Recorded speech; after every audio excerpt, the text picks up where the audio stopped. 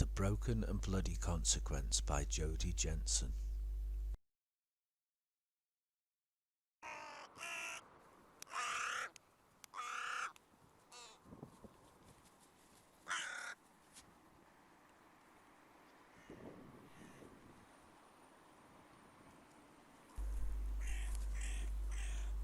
Promise me one thing. Izzy looked up from the grimoire and smiled at Enzo. Anything? If this goes bad, if something goes wrong, tell them it was suicide. She recoiled from his words, her lips tightening into a frown. What do you mean, if it goes bad? It won't. It might. It won't. Leaning over, she planted a gentle kiss at the corner of his mouth. I won't let anything go wrong. He cupped her cheek, his forehead resting against hers. I know you won't, but if it does? He kissed her quick, forestalling her protest. If it does, promise me you'll say it was a suicide.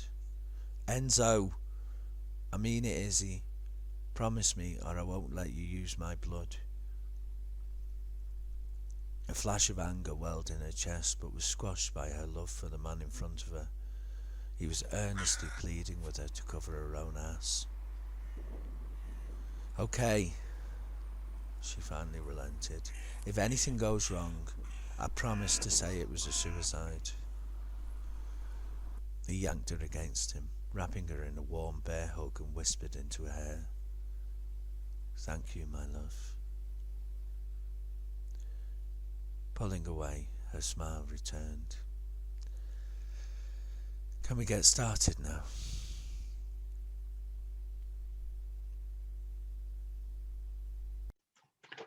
Greetings, folks, and welcome to a very special author showcase for the Shared World anthology 13 Drops of Blood from Black Hare Press. Now, what you just saw in the intro was excerpts of project leader Jodie Jensen's story as animated by Callum Pearce and narrated by Callum Pearce. Now, I was approached by Jodie a few weeks ago about doing a live launch party event for the book. Something I readily agreed to. It was like, yeah, why not?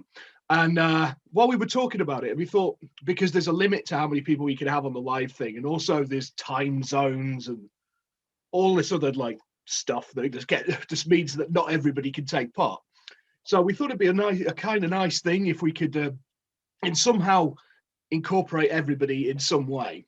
So for the next hour, I am going to be your guide through 13 Drops of Blood. Yes, I will be joined by people, some of the writers. There will be there's interviews of some of the writers, and the people who join me will be reading excerpts as well.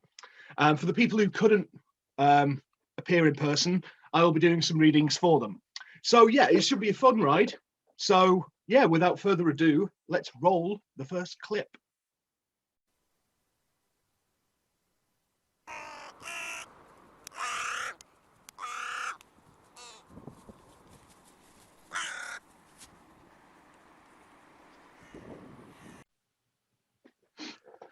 Greetings and welcome to a special segment for 13 Drops of Blood from Black Hare Press. 13 Drops of Blood is another one of the 13 anthology / collections, which are group-led and basically all linked stories and a linked narrative and that kind of thing. They're very exciting. And today I'm joined by J.W. Garrett. Jennifer, how are you doing? Great. How are you doing? Yeah, excellent. So you're over in Florida now? Yes, I am, and it's freezing here, so unusual experience. But yeah, actually it's 39, so it's above freezing. Well, it really confuses me when people say that, because what I know of Florida is what I see on the television. So it's all this baking hot sun and swamps. I mean, well, tomorrow it might be 80, but today it's 39. So yeah, well, it'll come as no surprise to the viewers that it's raining. as if it does anything else. So yeah, 13 Drops of Blood. Tell me a little bit about it. How you were sort of brought into it. Well, Jody had asked me to join, and it's 13 Drops of Blood. Well, it made me think about witchcraft, and it turned my mind toward those kind of thoughts. And I enjoy writing about witches, so I was all up for that. So I've my two characters. One's a witch and one's a werewolf. So two of my favorite things. Oh, excellent. Yeah. Well, the thing is, I don't know pretty much anything about it. I've read the prologue. Jody said, "Do you want to read it before I do these things?" I was like, no. I want to go in cold. I want to, because I want to be able to, because I'm going to get it when it comes out. So I don't do spoilers. So well, she is summoning back her love and using witchcraft, of course. And instead of only one drop of blood, she uses 13. So then all these other ghosts manifest. And then is it like a different? Is it sort of like a different ghost or creature or whatever per each chapter? For each chapter, yes. Oh, that's cool. I like that idea. Yeah. Yeah. So I like that kind of thing, especially when because I imagine when you were working in the group, was there lots of discussion about weaving certain threads through them? Somewhat. Maybe not as much as some of the other projects that I've been involved in, because it was very easy to separate it, with the ghost being a separate entity for each chapter. So it was very easy to separate it, but it was tied back in through Jody's prologue and the end. And one of the chapters actually mentions all the ghosts kind of gathered there wondering what's going on. So that's nice. Kind of cool. Yeah. It sounds like a very cool project. Yeah, it's been great collaborating with everybody, and Jody's great at managing and keeping us on task and meeting deadlines, and that's been a wonderful experience. Yeah, I think that's the key with these projects, isn't it? Is to have them deadlines to work for. Just keeps everybody focused, I think. And they're not short. I mean, it's enough to do a first draft and revise, which is important, and to get feedback and like seeing the ending in the beginning helps to make sure that you're on track. And so all that works really well together. Yeah, because I love it. I actually really enjoyed the group projects. I mean, you're in one of mine. 13 Victims. And I really enjoy them. I like the creative spark you get just bouncing ideas off each other. So I just find it sort of really kind of stimulating, because you know yourself sometimes when you're writing, it's quite a solitary thing, isn't it?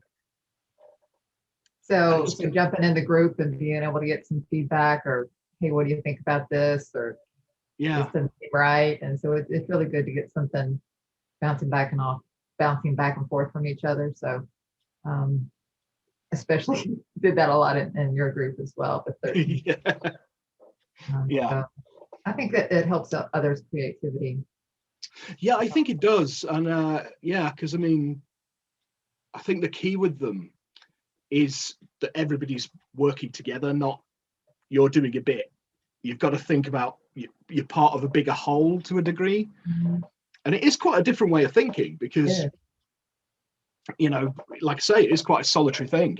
So when you're in a group, you've got to kind of just put that sort of your natural sort of antisocialness aside for a bit and bounce off people. I find it really interesting.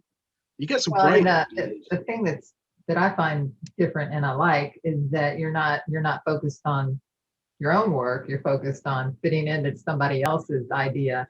And so I like that challenge of trying to meet that goal of somebody else's idea of what this should be, and then having it all mesh and work out. Yeah, actually, you're part of the bigger picture, aren't you? It's like you're over here doing this bit of illustration, somebody's over there doing this bit, and it all has to meet in the middle somehow. Right. Yeah. Excellent. Right. I believe you've got a little bit of a reading for us. I do. Excellent. So would you like to just introduce the chapter and then go for it? Yes, my chapter is called Cedric Unhinged. Cedric is the ghost in the chapter, and Piper is the witch. And as I'm starting my reading, is the point where he's actually coming back into the picture. So. Piper woke with a start, her heart racing.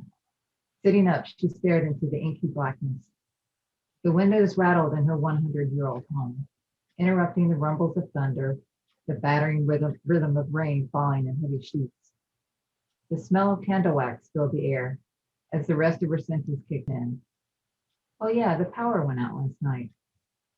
At the time they bought this place, Piper had been excited, ecstatic even, over the opportunity to take the Massachusetts fixer-upper and make it their own, applying their loving touch to the aging monstrosity as they turned it into a cozy home. That version of their love, fresh and new, had been perfect, and they'd reveled in each second, delving deeper into their life together, blissfully unaware of the traps that lay in waiting in the not-too-distant future. Dreams of that time often wove their way into her sleep, letting her unconscious work through the troubled thoughts that the light of day would not. Could there have been another way? Was her love not strong enough to find a path through? And if she'd made the right decisions, why did the past continue to haunt her, causing her to relive those very same choices? She groaned, scooting back under the covers, listening to the evidence of new leaks forming. Drip, drip, drip. Tomorrow, she'd deal with it tomorrow. Beyond caring for now and lulled back into sleep by gusts of wind and lashing rain, her eyelids drooped shut. Wind hit her face in tiny wisps of air, and a low moan echoed through the room. Through her sleep-addled brain, an eerie presence reached for her consciousness. No, she was dreaming again, right? A window must have broken during the storm. The sheets ruffled, then drifted down again, her own body heat escaping in small waves of warmth. A shiver skittered up her spine, and she pulled the covers tighter around her, resettling deeper into the fluffy layers. A light touch whispered over her shin, continuing up past her thigh and stomach. The touch was soft, achingly so at first, but the caress lingered, slowly cutting deeper into her skin, transforming into heavy, groping strokes. Piper fought the intrusion, twisting and writhing away from the nightmare that wouldn't release her. Excellent. Excellent. That was superb. Yeah, that's something that I've always liked about your work. It's one of the reasons I thought you'd be a really good fit for 13 Victims, is you're very evocative. Oh, thanks. The sounds and the smells and things. That's something I've really like about your work. And I thought that's why I thought you'd be perfect for the Whitechapel thing. It's just like, oh yeah. Yeah, I mean, I love all that kind of stuff. I like to sort of sensory almost. Right. Yeah. It's a lot of fun to write. Yeah, you did really well. Yeah, that was great. Yeah, I'm really looking forward to reading this. Right. So if you want to get hold of this, it is available on pre-order and it will be out on the 14th of February, I believe, yes. Valentine's Day. So if you want to get hold of that, you go to getbook.at /13 drops of blood. Okay. Yeah, Jennifer, thank you very much. It's been Thanks superb. so much for having me. Not a problem. And if you want to catch up on Jennifer's stuff, this is her website, which is jwgarrett.com. A nice easy one for a change. Some people have these big sprawling ones. Yeah. Excellent. That's jwgarrett.com. Thank you very much. Thank you. Thank you.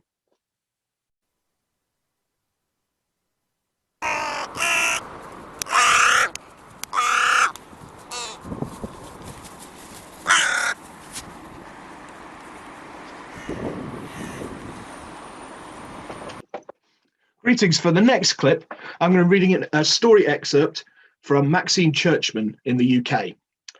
Maxine lives in rural Essex and enjoys long hikes in the country, touring with her husband in the caravan, reading crime fiction, science fiction, fantasy, and horror. Writing is a fairly new thing to Maxine, but something that she is enjoying immensely. Now, I've had the pleasure to appear in a couple of anthologies, share a table of contents with Maxine. Off the top of my head, I know we're both in Band and we're both in Greed, which are both Black Hare Press publications. Now, her story is called Jillian, Eternal Vengeance. I'm just going to read you a short excerpt now. Cold and alone, wrenched from my mother's arms so soon after being reunited, and back in the world I left behind, a sadness aches deep within me. I remember so little of my passing. The warmth of the water, the sting of the blade across my wrists. Resignation. The face of my husband springs to mind, Dr. Kevin Roper. I was so proud to be a doctor's wife. I was looking forward to a life of glittering parties and theatre shows, but he chose a general practice in Yorkshire. In a blink, I'm in the house I hated so much, on the edge of the Yorkshire Dales. The wind moans under the doors and rattles the kitchen window. I look out and see the familiar trees, bare now. They point skyward like accusing skeletons from the afterlife. Go back, they seem to say, and I wish I could. The undulating fields, stretching for miles, are dotted with sheep and crisscrossed by crumbling dry stone walls that follow the steep contours. I watch as dark clouds boil over the peaks and roll down the slopes, enveloping everything in a grey mist. I remember this view, remote and bleak. Despite the heavy clouds, the grass begins to look green instead of grey, and I realise it must be dawn. A key turns in the lock, and my heart surges, just as it used to when Kevin was home. I rush to the hallway. He is so handsome with his dark curly hair and neat beard. His grey eyes look tired. Has a call out to a wealthy client kept him from his bed again? And him in mourning. He is so dedicated.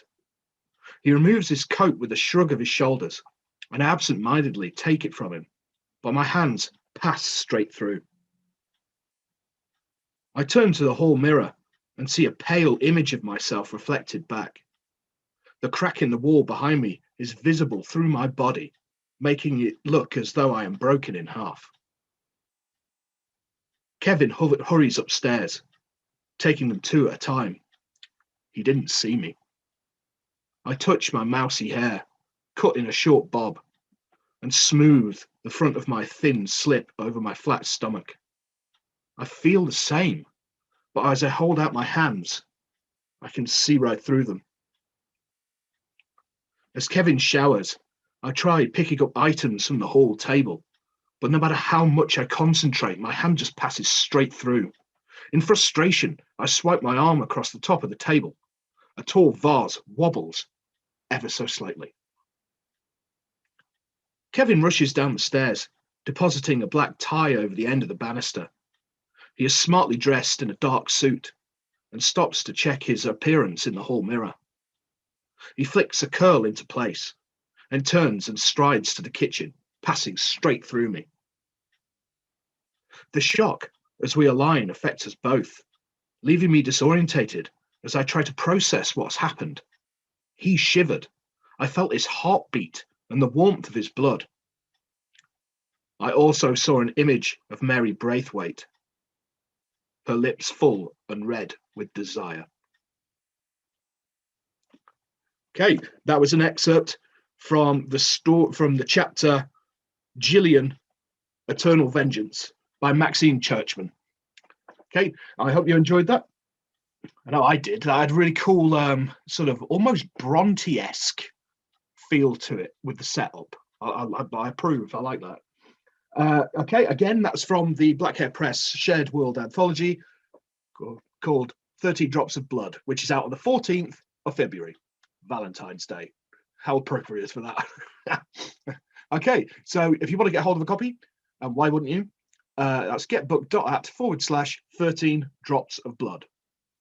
If you want to check out or get in contact with Maxine, go to her blog, which is cccmaxine.blogspot.com. That's CCCmaxine.blogspot.com. Thank you, and roll the next clip.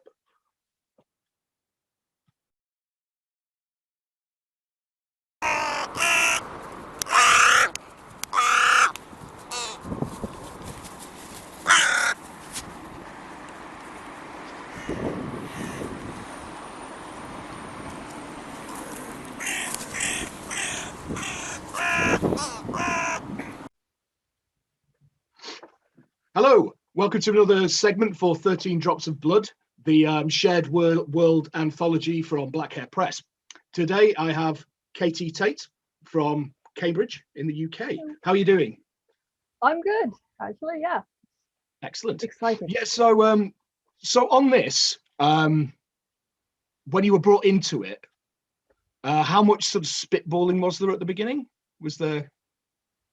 I actually I was told a premise, and I already had an idea. So Excellent. there was a story I'd previously written, and I hadn't finished it. It was very short, as is all my writing. But it fitted pretty much into it. I was like, I could just change this and make it longer and explore it. So I wanted to explore it previously, but I kind of had nothing to write it for. So it was in my sort of draft box. Yeah. Nice. So luckily for me, not too much spitballing on that Excellent. front. I love it when that kind of thing happens. It's like when you see a submission window come up and go, I'm sure I've written half of something that's vaguely like that. Yeah, that's why I never get rid of anything. It's like I never get rid of anything. It's like I save every single draft just in case a bit that I've cut could turn into an idea for something else. You never know, do you? Well, that's true.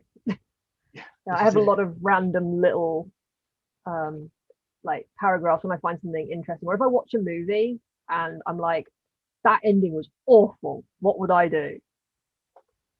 Nice. And then it evolves into like a bigger idea. I'll like jot that down. Yeah. Be like, I could explore that. Yeah. I'm glad you do things like that as well. Because obviously I could write a better ending than that. It's usually TV series is with me. It's just, so many of them. You get right to the end of it, and it's just what was the whole point? There was a sci-fi series that I won't mention by name by a very famous, based on books by a very famous author, and I watched it, and it was good. I haven't read the books; they're probably better, but let's just say it didn't go in the directions of cosmic horror I wanted it to go in. So I've got like I've got a nice exactly draft. What you're talking about now. I've got like a nice big draft of this like take that I did on that, which is completely different. And it's starting to turn into this massive epic sci-fi. It's the longest thing I've ever written. I can honestly say the book is much, much better. Quite a lot of it was changed. Quite a lot of the TV series was changed. I thought it might have been because there seems to be sort of there was quite a lot of changes because I read the book first and I was watching it and going, what? Where did that even come from? It was just like that makes no sense. Why have you done that? You know, yeah. I've got to say I was disappointed in the series as well. Yeah, but So this story, could you just tell us a little bit about it, really? Because 13 Drops of Blood is sort of it's witch, isn't it? And yes, the premise is that there is a witch that tries to resurrect someone, and it unleashes the ghosts for the 13 stories that are in the book, and each of them is someone or something come back to well, actually I'm guessing all stories are going to be different, but visit their loved ones, possibly. Yes, maybe possibly get revenge on their loved ones. Kind of depends on how you died, doesn't it, really? Yeah, it does really. Yeah. Yeah. So, Yeah. So yeah, that was the overall sort of premise that we were given. I haven't, I think bar two, I haven't actually read the other stories that are in the book.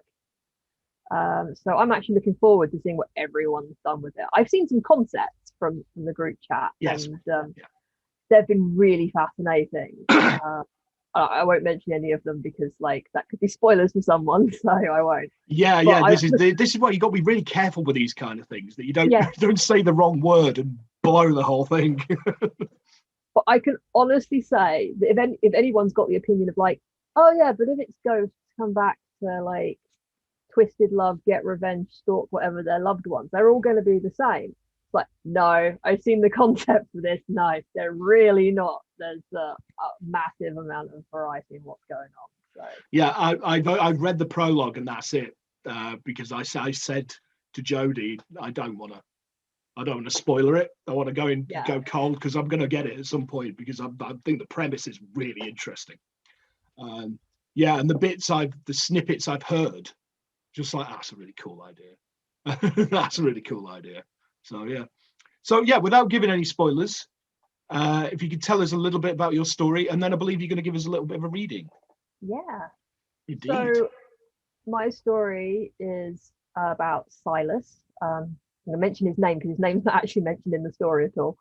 I realized that when I was rereading it. And he was a person at one point, and he died. And time is funny when you're dead. So he's had a very, very long time somewhere else. And just how much of a person he still is after that long time somewhere else is quite debatable. Nice. So he's quite shocked to find himself back in the mortal realm, and so close in time to when he died as well. And Nice. Throughout all that millennia of weirdness and flames, there's one person that he's not been able to forget. Excellent. So yeah, he embraces his new abilities as being one of the not so alive anymore, and goes on a bit of a quest to find her. Love it. Excellent. Yeah, if you could give us that reading, that'd be excellent. Brilliant. Let me put my document. There we go. Yes. My story is called Silas, Together Forever by me.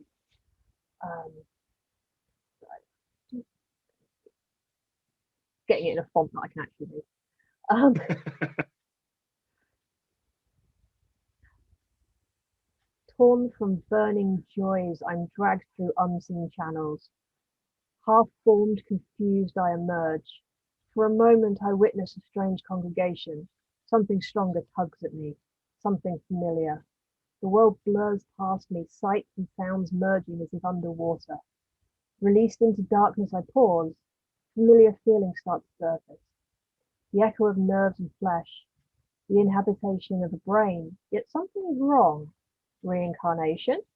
No, I don't think so. Is this my body? It can't be. I've been gone an eternity, a burning, glorious eternity. And yet it seems I'm back here, wallowing in the cold flesh of endured black blood of my unbeaten heart. I suppose time is a funny thing when you're dead. But what is the point of this? A new form of torture, perhaps? It has been a long time since I was on the receiving end. Reality pulls around me. All that I am sinks into my former fleshy cage. Instinctively I try and move, but it's futile. This lifeless shell has no steam. I tick zombie resurrection off my list. But what if... I chuckle to myself. Of course, I'm looking at it wrong. This is what I once was, an anchor, a dead weight. But it isn't what I've become. No, the afterlife has made me what I always was inside. This must be a reward, a favour from the abyss for all my good work. Instead of trying to open my flat, decaying human eyes, I open my spiritual ones, the ones that burn within my new form. The world comes to life. This shell, grey and transparent, the room almost 2D, a sepia painting. All the invisible things now shining smoke ghosts in my vision. One thing stands out most of all in all the flatness, the reflective metal of the surgical lamp. It glimmers and ripples like liquid, a portal for my kind. Setting my sights on this escape, I drag myself through the meat of man, slithering out of the ichor, ascending, a small miasma of shadow and embers reaching toward the spirit light. I would relish in my freedom, but the mortal world that was once so alive was oppressive, as if I would dissipate if I lingered. The reflection welcomes me, and I am plunged into darkness. Void, awake with sensations I have no vocabulary for, pulls me this way and that, like a deep-sea squid ebbing through murky depths. A square of light twinkles in the distance. I force myself towards it, finding it to be a window to the waking world. A men's bathroom, to be precise. A tired-looking man stares at me but doesn't see me. Curious. His scrubs tell me I'm still in the hospital. I guess that my body was in their mortuary rather than a funeral home. Washing his hands makes it all click into place. Mirrors, reflections. They hide the void and its demons, me included. Interesting. So I can watch the world undetected. Joy fills me sick and thick with longing. That means I can watch you, my darling. We can finally be together. First, I need to find you. If my body is fresh in the morgue, then you're probably still in the hospital. I wonder if dearest Dad survived. Surely you're by his side. Did he tell you his dirty little secret? No matter. Once we are together, I'll explain it all to you, my love. Excellent. There you go. Excellent. Yeah. No, brilliant. Yeah. Yes, I really enjoyed that.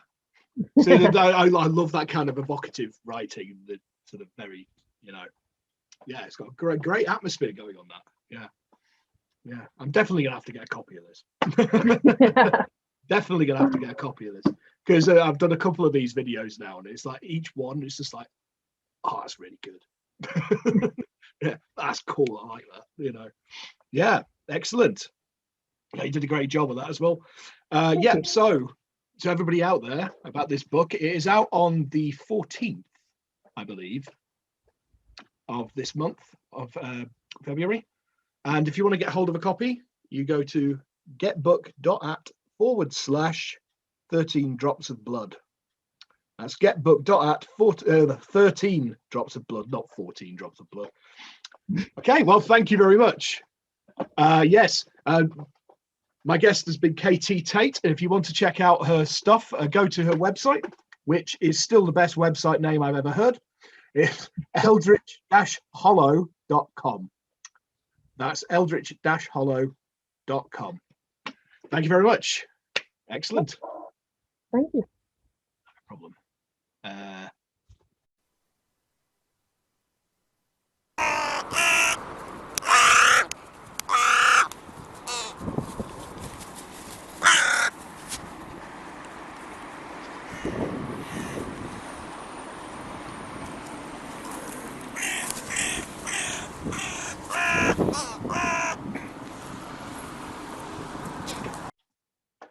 Greetings.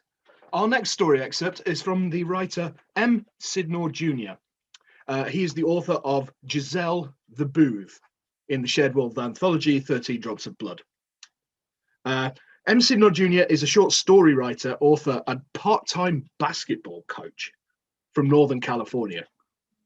Now, before we do this, we actually had a chance to ask him a couple of questions. We asked him about his chapter in 13 Drops of Blood. We asked, it takes mostly place in a diner. Can you tell us why you chose that setting? And his answer was, picking the diner was random. It was the situation itself that had been in his head for a long time.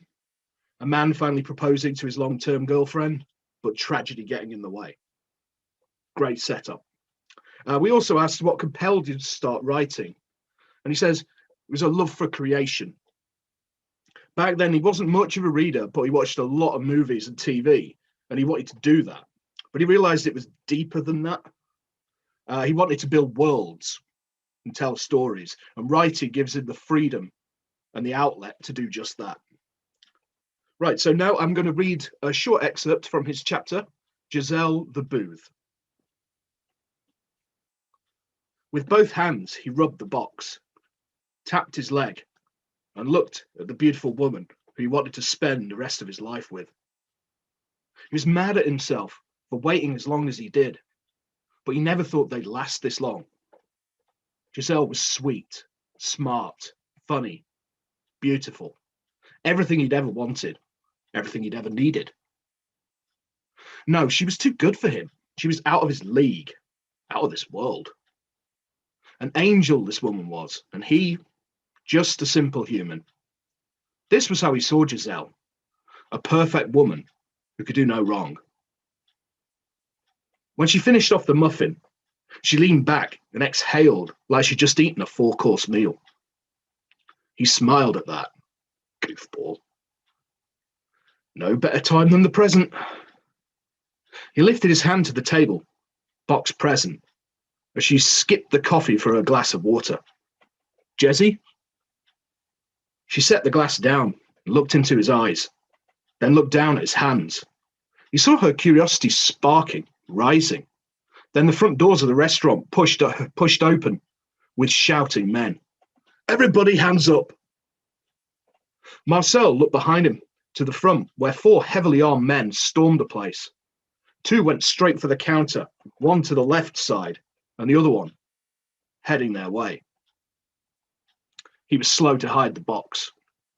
Hey, you! A large man roared. Hands on the table. Marcel ignored him and looked at Giselle. She was scared, shaking, eyes filling with water, and he was, well, scared too. But he wasn't going to show his hand. No way. The table darkened. The smell of alcohol clouded the booth. The threat of violence was inevitable. Still, he wasn't going to give up the box. Then he felt the barrel of the gun press against the side of his head. He turned his eyes to the man, but didn't move. Not yet. I'm only going to tell you one more time. Hands on the... Marcel left the box in his lap, jumped from the booth and grabbed the gun, pushing it away from his head. A shot went off and tore through the glass window. The man was twice the size of Marcel, but not as strong as he looked. They were evenly matched as they struggled for control of the weapon. Another shot went off somewhere. Then Marcel kneed the man in his balls, which gave him full control of the weapon. The man dropped, and Marcel immediately shot him in the chest. He turned to the rest of the diner, and the other men scattered out. Was it him, or the sounds of the police sirens nearby? Okay, that was an excerpt from Giselle the Booth by M. Sydnor Jr. from the Black Hare Press Shared World Anthology 13 Drops of Blood, which you can get hold of by going getbook.at/13 Drops of Blood. And if you want to check out M. Sydnor Jr.'s website, that is msydnorjr, all one word, .com. That's msydnorjr.com. Thank you very much, and on with the next clip.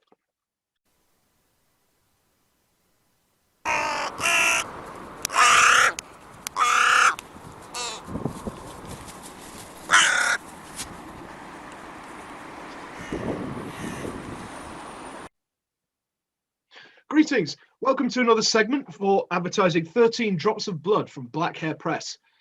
This is a shared world anthology, and it's out on the 14th of February. You can get hold of it by going getbook.at/13 Drops of Blood. Okay, today I'm joined by Nicole Little. Hi. How you doing? So where in the world are you? I'm in St. John's, Newfoundland, Canada. Awesome. I honestly didn't know that you had your own time zone, because I'm quite familiar with I'd worked because I've done a few interviews with people in Canada and stuff, and I thought I'd worked it all out. We like to be different. We like to have our own. We like to do our own thing. So, including time zones. best way, you know. March to the beat of your own drummer. Exactly. Yeah, I fully appreciate that. I fully appreciate that sort of mentality.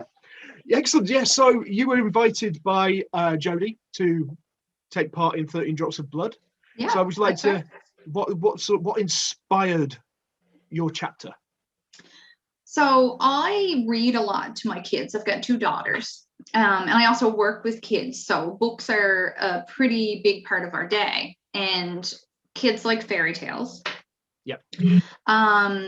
They're always pretty much the same. We've got a few here that are a little bit different. Like people have done a retelling of like your classic fairy tale. So I've always been a bit fascinated by the origins of fairy tales. So like the original ones were things. Oh, I love all that. Yeah, they all were that. Yeah. a little less happy ending, you know, The ugly little sisters cutting their toes off to fit them in the slippers and that kind of business. Yeah. So I've always like I sought them out and read them myself. My kids are a little bit too young yet, but we read the same books over and over. So sometimes I will, you know, like add in something funny or ad lib a bit, and then one day while I was reading and I thought it'd be really great if someone retold it in the style of the originals. And then I had this, what I thought was a really great idea anyways. And then I just sort of put it on the back burner. And then luckily enough, Jodie emailed me and asked me if I'd be interested in writing for it. And it seemed, you know, just sort of like a natural fit. So I told her the idea and she liked it too. So that's what we went with. Excellent. Yeah, so is this the first sort of group project that you've worked on, or have you worked in that kind of thing before? I haven't worked in one like in this sort of you know, sort of thing where it's author led. Yes. I've been in a fair few anthologies, but none that's been on this same sort of vein where we all everything, you know, is cohesive together. So this would be my first one in this sort of way. Yeah, I've done a couple now, and I'd never done it before. I found it really stimulating because I was saying this to one of the other authors in it, K.T. Tate. Yeah. That writing can be quite a solitary experience, can't it? It is. And it's strange, isn't it? Letting people into your little world. Because you have to be very sort of open and where everything needs to be, I guess, flow together so well. You sort of have a need for it to merge together really well and mesh together well. And it was a really great experience, a really like a learning experience for me. As you said, it is sort of a solitary thing, and I'm a bit sort of, I hold things close to myself. Like I don't really share much until I have it done. I'm exactly the same. Yeah, so it was kind of nice to share as it went through as well. Even my partner, she'll be like, what are you writing? You'll see when I've finished. I know, I'm very like, I won't even tell you the title. Oh, I'm very guarded. I'm the same, yeah. Yeah, so it was a complete like culture shock to me to sort of like, okay, here's my thing. Yeah, and it's like everybody posts their you know, a brief synopsis of what's going on. I'm like, nice. I don't want to share because I'm so used to keeping it to myself. But it was sort of nice to get that feedback from people as well. So it was a good learning experience to realize that it is okay, you know, at times to share and sort of open up a little bit more about the process. Yeah, definitely. So is it something you would do again? Oh, definitely. I really enjoyed it. I just feel like it was a way to bring me out of my shell in a way, because I found it's like I said, it's a sort of a thing that I keep to myself, and I only really started sharing my work in, I guess, the latter part of 2018. So it's relatively new to me to be putting myself out there. So this was like another extension of that. Yeah. It helped build confidence in a way. So yeah, I would definitely do it again. Excellent. Right. So I believe you've got a little bit of a taster of your chapter. Excellent. This is just at the begining, no spoilers. So it's a little bit of a build up to the first scene. So I'll just go ahead here. Yeah, just dive in. All right. Lyle's skin was slick with sweat, and his breath came in quick gasps. He ran his hands through his short, dark hair that had just recently begun to gray, and glanced nervously at the shadows as they tangled in and out of the tangled Sierra backwoods. His face flushed scarlet with exertion. He welcomed the brisk autumn breeze that rose up to greet him. The crisp leaves beneath his blundstones crackled as he hurried along the heavily carpeted forest path. He'd convinced himself that he'd still be able to find his way to the cottage, even after all these years, but now he was terribly lost. Dusk was descending, and he was decidedly alone. Lyle rounded a particularly overgrown copse of trees and stopped short, swearing darkly under his breath. He'd been so sure this was the right direction. He placed his hands on his hips, still breathing heavily, winded by the exertion of the trek through the woods and breathless with exasperation. His head snapped up at the splintered crack of a branch as it echoed across the clearing. Then, the thud of rapidly approaching footfalls. Lyle's heart rate accelerated, but his mind cleared as he eased himself into a defensive crouch. Absolutely brilliant. I see what you mean about the classic fairy tale feel. Yes, That like I has said, that authenticity to it of the the thank crunching leaves and the. No, I was getting really into that. So- that's what I was going for. Like, I kind of wanted to make it different, but also, give it a bit of a throwback to the original while keeping some of the elements of this new stuff that's out. So it's kind of a little mishmash. I like that kind of thing. It's like I say, you nailed the authenticity. The forest setting and the crunching leaves and the cabin and all that. It's all like, yeah, I'm there. So excellent. Yeah, no, that was absolutely brilliant. Yeah, thank you for that. Okay, yes. So what was the chapter? What's the chapter called? It's called Red, Who's Afraid of the Big Bad Wolf? Excellent. Excellent. Right. Yes. So if you people at home want to get hold of a copy of that book, again, that is getbook.at /13 Drops of Blood. And again, it is out on the 14th of February, Valentine's Day, from Black Hare Press. And my guest tonight has been Nicole Little, all the way from Newfoundland. If you want to check out what she's doing, she has an author page on Facebook. So that is www.facebook.com/nlitnon. Close enough. Yeah, nlit non. So I copied it down off the thing. Yeah, that NLIT. We'll be putting it on a graphic anyway. So the cardboard is just there to make me look like a fool. So no, we will have graphics underneath, so I'll make sure that's legible. It's perfect. I must have got distracted when I was writing and just scribbled it, or a spider came along or something. I don't know. Anyway, thank you so much for joining me. No, thank you so much for having me. Not a problem. And that was a really good reading. I enjoyed that. Thank I look you. forward to reading your chapter. Thanks very much.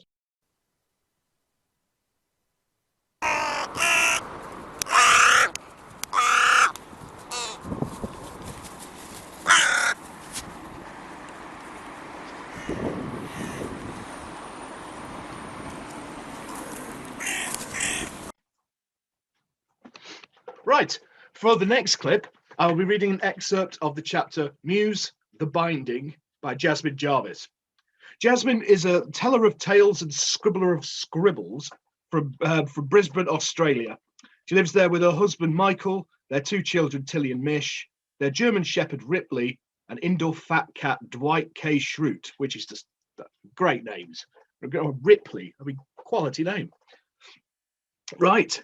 And we actually asked her a few questions about her writing of her chapter. We asked her what kind of research went into it. She actually put a hell of a lot of research into this.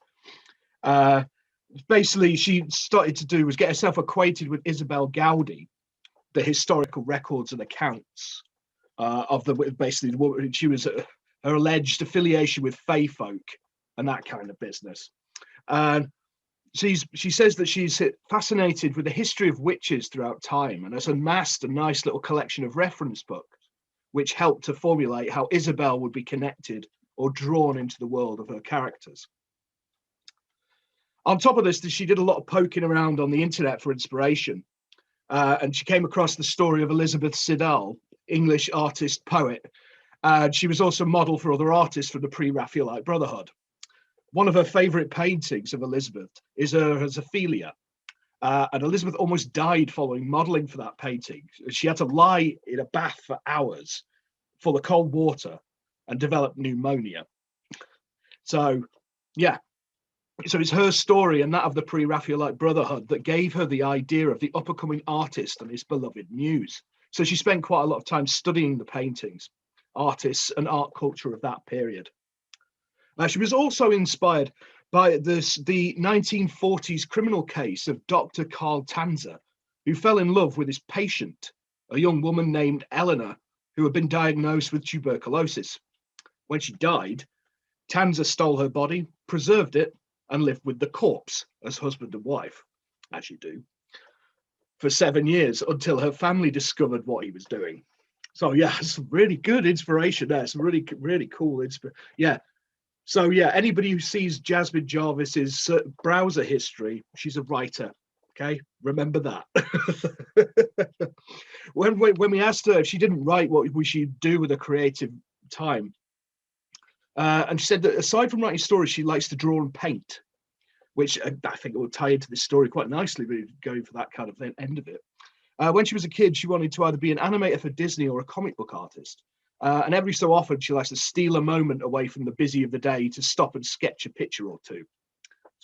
Yeah, great. Okay, so now I'm going to read you a little excerpt from Muse, The Binding.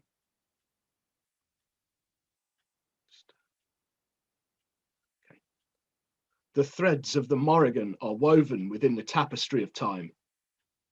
The thin red threads, like blood coursing through veins, binding those who knew her and those daring enough to cross her to her dark heart for all eternity. The blood of the Morrigan is their blood now. The blood of the Morrigan and that of her coven has been spilt. January 1850. The horsehair paintbrush pulls at the dark crimson clot on the palette, dragging it over to a dab of white oil paint, mixing the congealed colours to make the soft rose blush of my muse's lips. I watched the colours blend, making sure to smooth out the lumps in the paint. The smell of turpentine from the rag and the small glass jar that balances precariously on the small wooden stool next to the canvas fills my space. Yet when I peer out from behind the canvas, she is unaffected by it. I shiver, my breath suspended on the cold air as I let myself linger there in that moment, taking in her serene beauty, my fairy queen. The room is freezing, but I dare not turn on the heat as I need to keep her as she is, my muse, resting on the daybed, clothed in a sheer nightgown, her long auburn hair brushed smooth, the tresses tumble down over her bare alabaster shoulders. Her eyes are closed. Her arms rest gently on her stomach. Her beautiful dainty feet are slightly pointed, as though she's on tiptoe. Through the sheer gown, you can make out the slender shape of her legs. My darling muse. I return my attention now to the canvas and begin to paint her exquisite, cupid lips. In my painting, her shining emerald green eyes are open, her lips slightly curve in a smile as she looks back at me from the canvas. The same look she would give me as I painted her when she was alive. October 1849. I was desperate, moving quickly along the cobbled streets of London, the scrap of paper in my hands with the address scrawled across it, given to me by a fellow artist in our building. I was never one to give it to superstition, but I was desperate. She was leaving me. My muse was going to leave me to return home to Scotland, and nothing I could say or do would make her reconsider. If she were to leave me, the success I had gained through painting her will go with her. Before her, I struggled to get my art noticed. No matter what I did, I just could not get into the pre-Raphaelite Brotherhood. But when I saw her in Hyde Park, I knew she was mine. There is something about her, a magic that flows from her to me and onto my canvas. The moment I started painting her, my life changed. Suddenly, I was welcomed into the art community. I attended exhibitions where my portraits of her took pride of place. Now I was on the verge of making it as a member of the Brotherhood, and she had decided now that she was going to leave me. I turned down a narrow street, picking up my pace. My muse was going to be on the train back to Loughleigh, and I needed help. I needed guidance. I leapt over the sludge and grime that pooled on the street, keeping my wits about me as I made my way through the slums of London. Okay, that's excellent. Yep, that was an excerpt from Muse, The Binding by Jasmine Jarvis from the Black Hare Press Shared World Anthology, 13 Drops of Blood. And again, if you want to get hold of that, it's getbook.at /13 Drops of Blood. And if you want to connect with Jasmine Jarvis and check out other things she's doing, I've got a Twitter handle, and that is at jjarvisauthor. That is at jjarvisauthor. Right, on to the next clip.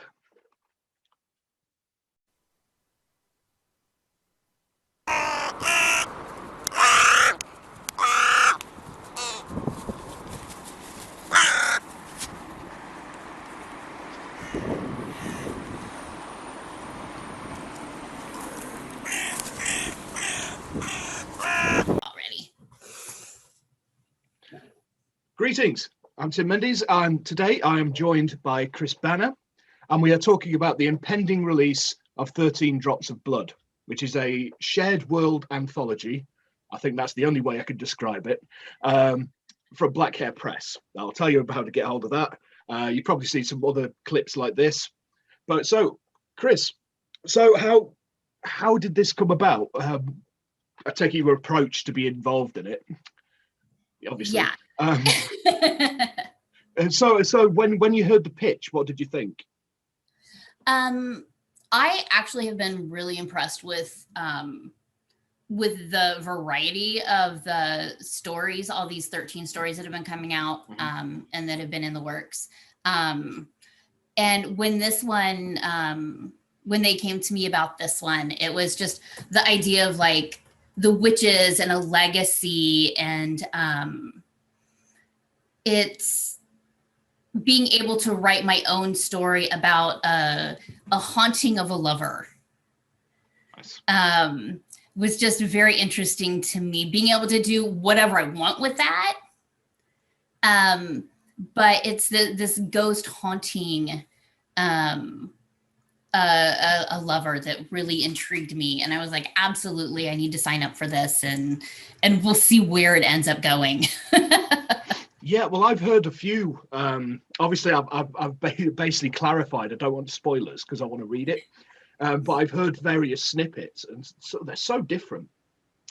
The pieces that I've heard, they're you know, the style, the feel of them, they're all kind of unique. But obviously, it's wrapped around this concept.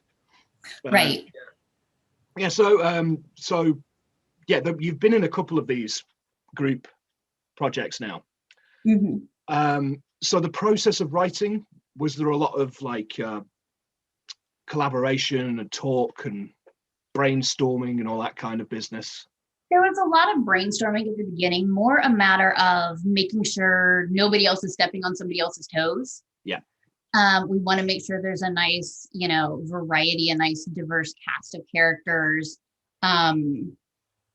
It's not like, when we did, 0 Hour 2113, where it was a world creating, process where, we're all like, wait, what about this? And what about this?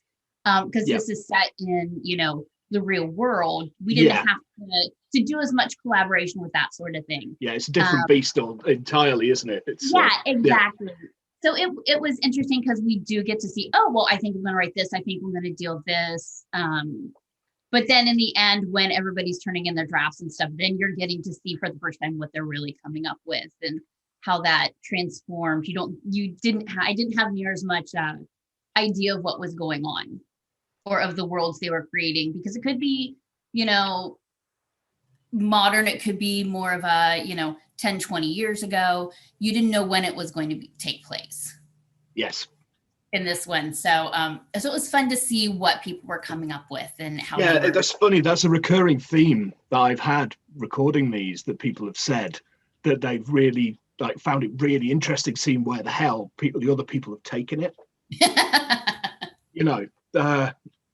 And that's one thing personally, having done a couple of these projects, that I've found really interesting, was seeing other people's take on something that's essentially a similar thing, but they're like night and day. They couldn't be more different.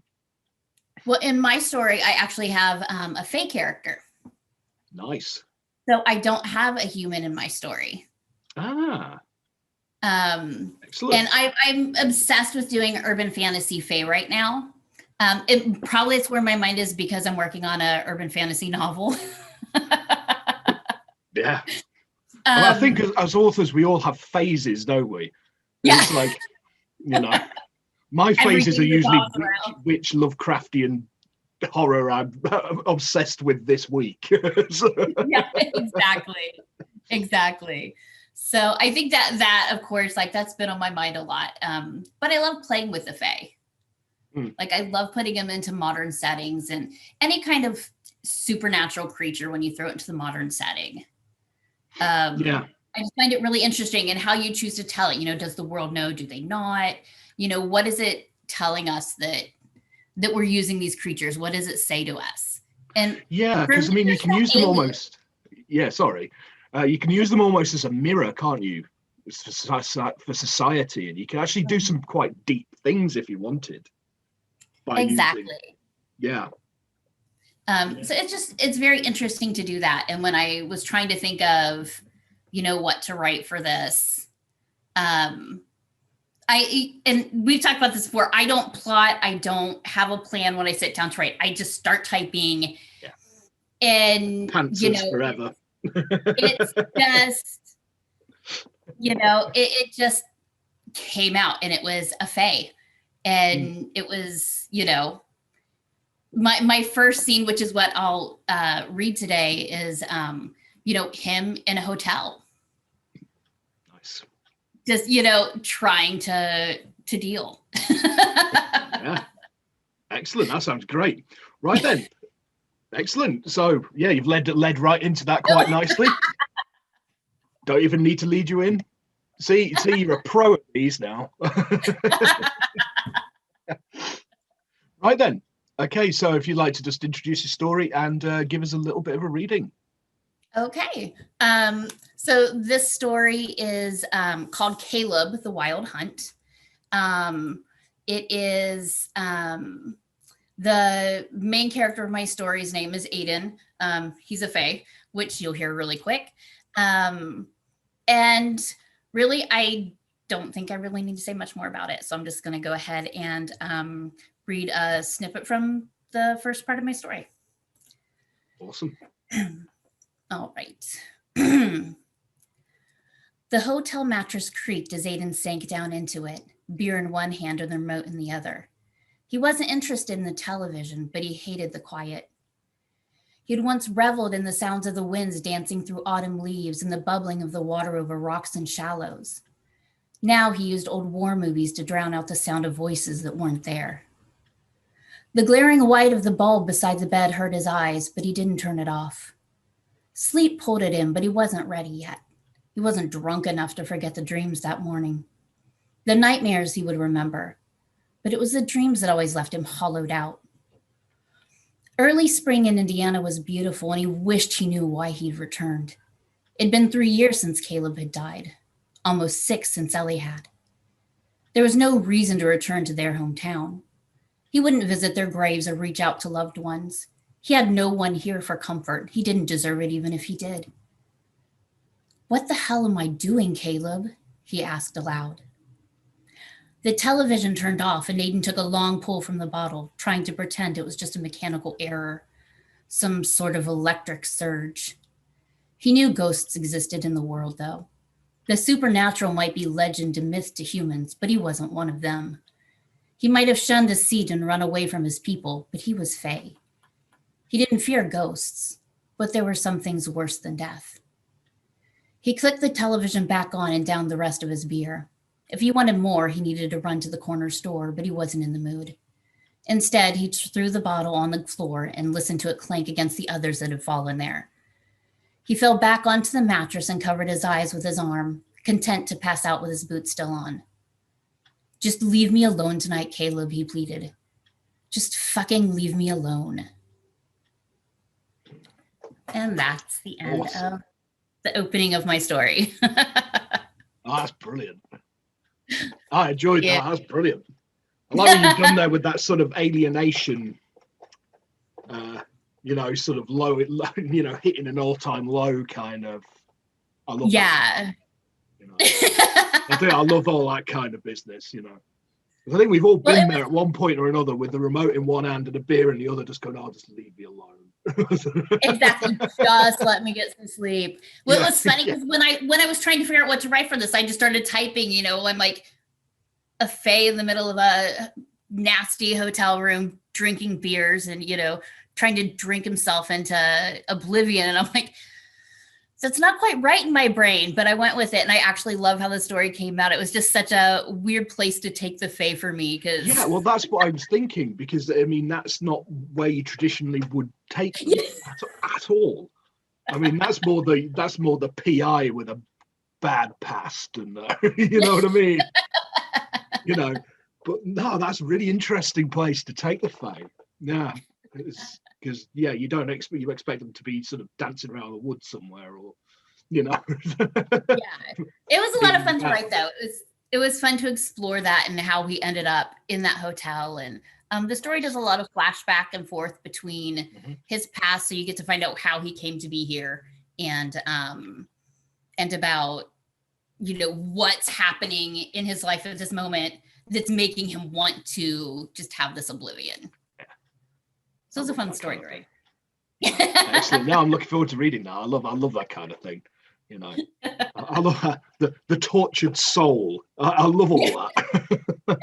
Well, I'm a goth, of course I do. What's not to love about it, right? Exactly. Goes back to my love of Poe. It's just give me a tortured soul drinking himself into a stupor any day, and I'm happy. Exactly. Right. Well, thank you, Chris. That's great. That's absolutely perfect. So again, this is from 13 Drops of Blood, which is getbook.at /13 Drops of Blood. It's coming out on the 14th of February, Valentine's Day, from Black Hare Press. And that's how you could get a copy now. And today I have been joined by Chris Bannor. And if you want to check out her website, it is www.chrisbannor.com. That's www.chrisbannor.com. Thanks, Chris. That was brilliant. Thank you. Thanks for watching.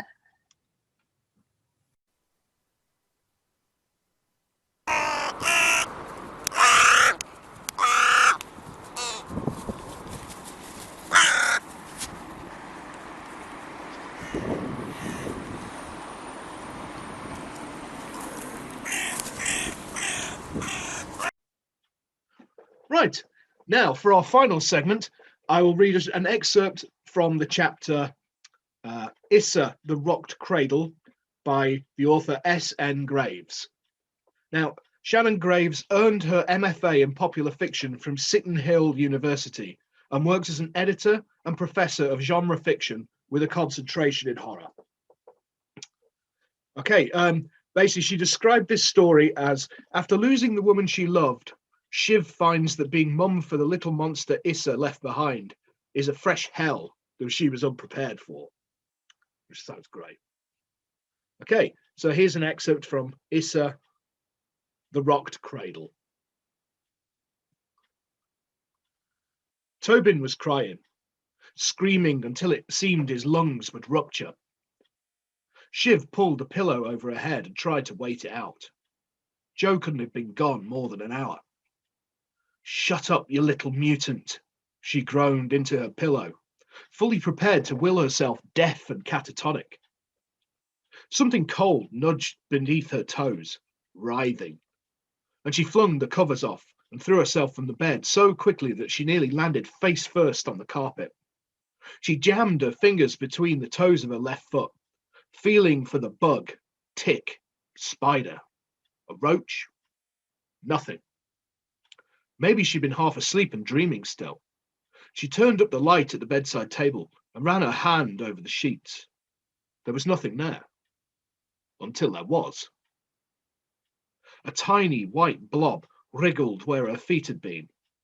She'd almost missed it, but now that she noticed it, she couldn't take her eyes off it as it flipped and flopped and inched around the clean sheets.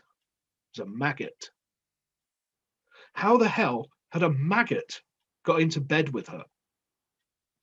She let out a disgusted yell and shivered like a sopping dog trying to violently eject the wet from its fur.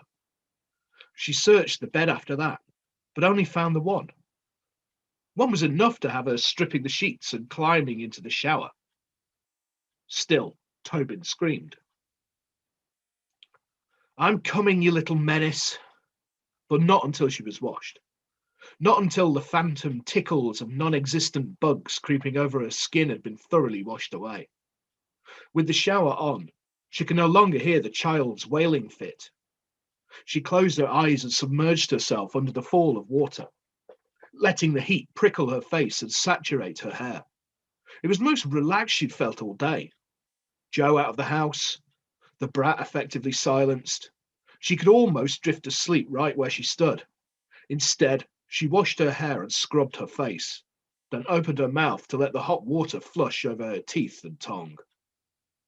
Something thick and slimy slid down her throat, squishy but firm enough to offer resistance against her swallow, like a bloated raisin.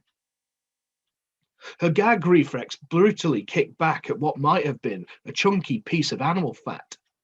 She could feel it lodged halfway down her esophagus and bent double, hacking and tearing up, nearly vomiting in an effort to expel whatever had shot down into her. Her mind instantly went to the worst possible places for what it could be in there, and as it twisted and wriggled, the possibilities darkened. Had she washed a spider into her mouth? Swallowed a green fly? Deep down, she already knew. With a choking sob, the club flew out and smacked the shower wall, sticking there a moment before slowly tumbling down the wet wall like a sticky, drunken slug. Another maggot. This one more than a centimetre long, fat, white, and stinking of death. She tore the vinyl curtain down, getting free of the shower. Her whole body shook as she tied on a towel and fled the bathroom.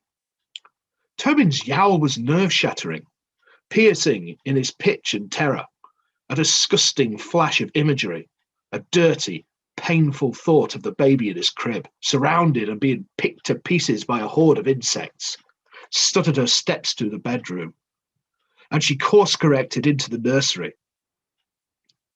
The light was already on, left so by Joe, no doubt, and the child was standing in his crib, gripping the rail with one hand, reaching out to her with the other. His cries had taken form, a rapid and panicked litany of "Mum, mum, I'm here, right here." As she reached for him, something cold and oozing squished beneath her foot, and her next step sent her sliding. The earth yanked beneath her. Room spun.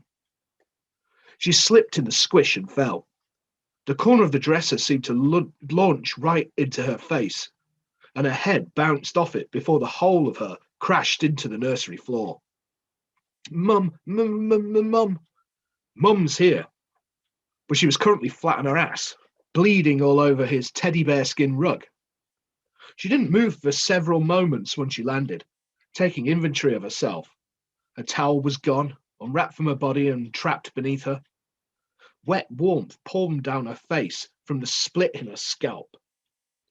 With a groan, she lifted her hand to the wound, the world spinning around her.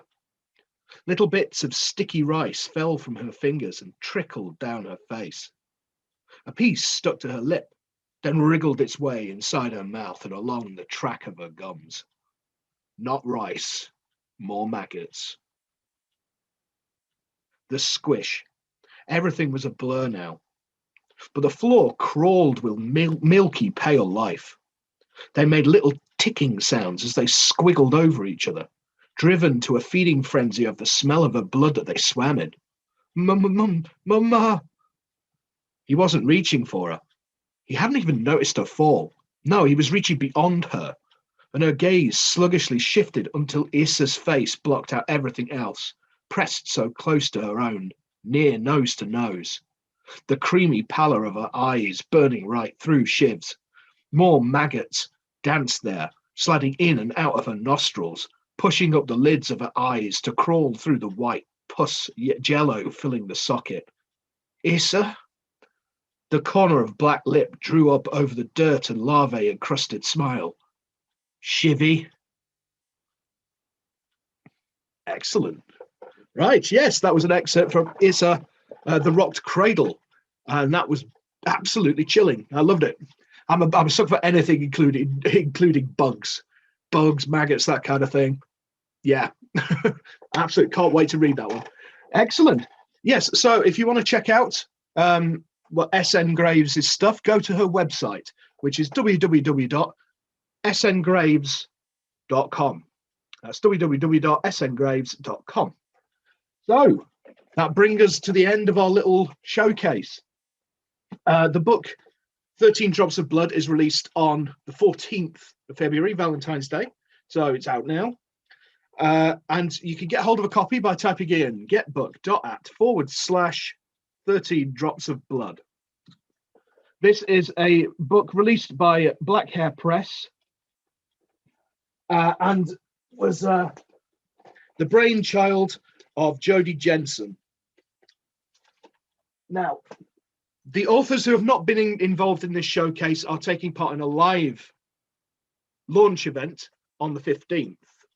Now, this video, the live video, will also be uploaded to my YouTube channel after it has been done. So if you're watching this and you want to watch the live video, hit subscribe, look in the playlist, it'll be there. So yes, thank you all for joining me. If you want to check out Black Hare Press, that is www.blackharepress.com. I seem to have mislaid the piece of cardboard I had for that.